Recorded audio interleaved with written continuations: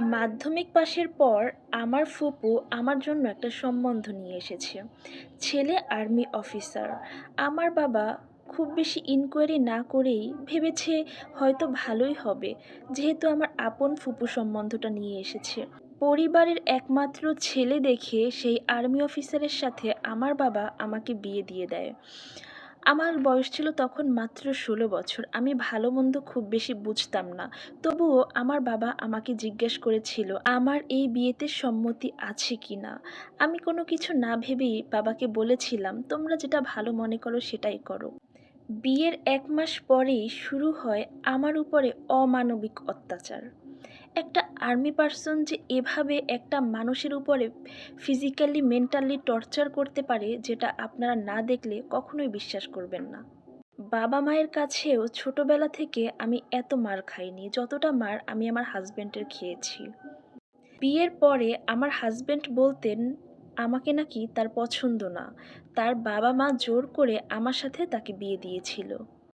আমার শাশুড়ি আমার হাজবেন্ডকে উস্কানোর জন্য তখন বলতো, অন্য কোথাও বিয়ে করলে এর থেকে বেশি পণ পেতিস। আর তখন আমার হাজবেন্ড আমাকে কি যে মারধর করতো জানো আপু।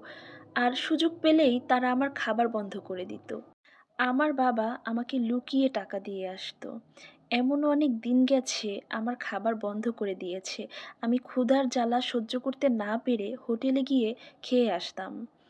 তো মাঝে, মাঝে আমার বাবা যখন আমার শ্বশুরবাড়িতে আসতেন আমাকে দেখতে, তখন আমার বাবাকে প্লেটে করে মিষ্টি দেয়া হলে সেই মিষ্টি থেকে আমার বাবা আমাকে কিছুটা মিষ্টি দিয়ে বলতেন, "খেয়ে নে মা।" ওই যে মিষ্টিটুকু খেলাম, এরপরে আমাকে আর সারাদিন খেতে দিত না। তারা বলতো, "তুমি না মিষ্টি খেয়েছো একটা, আর তোমাকে খেতে হবে না, তোমার পেট ভরে গিয়েছে।" তখন তো আমি মাত্র মাধ্যমিক পাস। আমি যে সংসার ছেড়ে চলে আসব, কিছু একটা জব করব, সেটাও আমার পক্ষে সম্ভব ছিল না। যাই হোক, ১ম এ তো আসলে কোনো বাবা-মাই চায় না তার মেয়ের সংসারটা ভেঙে যাক। আমার বাবা-মা আমাকে বলত, "একটু ধৈর্য ধরে থাক মা, সব ঠিক হয়ে যাবে।" আমার অনেক খারাপ লাগতো, কিন্তু কিছু করার ছিল না। এই করতে, করতে আমি কনসিভ করে ফেলি।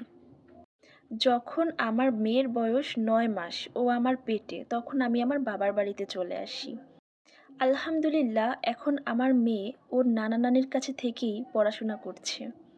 মাঝে, মাঝে আমি আমার মেয়েকে নিয়ে আমার শ্বশুরবাড়িতেও যেতাম। এরপরে আমি আমার হাসব্যান্ডের সাথে কোয়ার্টারে থাকা শুরু করি। এখানেও কিছু হলেই আমার হাসব্যান্ড আমাকে মারধর করত, আমার খাওয়া বন্ধ করে দিত। তো এর মাঝে আবারও ১.৫ বছরের মধ্যে আমি কনসিভ করে ফেলি, আমার একটা ছেলে হয়।